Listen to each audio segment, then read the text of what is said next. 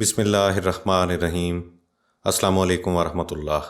سامعین، حسد ایک بہت ہی بری اور تباہ کر دینے والی عادت ہے، اور اس سے جو ناقابل تلافی نقصان پہنچتا ہے اس کے متعلق ابو داؤد کی ایک حدیث بیان کرتے ہیں۔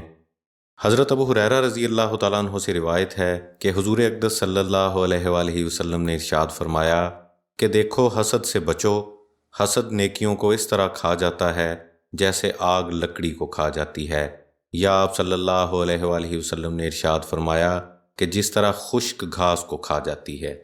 سامعین، شیخ سعدی رحمۃ اللہ علیہ کی ایک حکایت جو اسی بری عادت کے متعلق ہے پیش کرتے ہیں۔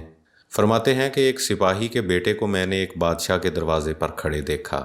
وہ اپنی فہم و فراست میں بے مثل تھا، اور ایسا کہنا بے جا نہ ہوگا کہ وہ بچپن میں ہی بزرگی کی علامات رکھتا تھا، اور ذہانت اور عظمت اس کی پیشانی سے ظاہر ہوتی تھی۔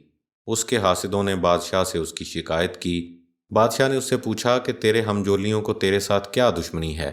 اس لڑکے نے کہا کہ اللہ عز و جل بادشاہ سلامت کو قائم رکھے، سب میرے ساتھ ٹھیک ہیں، مگر میرے حاسد مجھ سے ناراض ہیں، اور وہ اس وقت راضی ہوں گے جب مجھ سے آپ کا قرب جدا ہو جائے گا، اور اللہ عز و جل آپ کا سایہ ہمیشہ میرے سر پر سلامت رکھے۔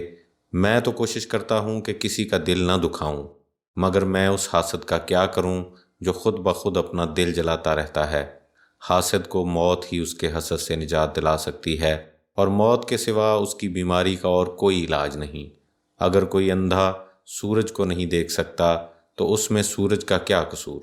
حقیقت تو یہ ہے کہ 1000 آنکھوں کا اندھا ہونا سورج کے سیاہ ہونے سے بہتر ہے۔ سامعین، اللہ تبارک و تعالی ہم سب کو حسد جیسی بری عادت سے محفوظ رکھے۔ خوش رہیں اور اپنا خیال رکھیں۔ اللہ حافظ۔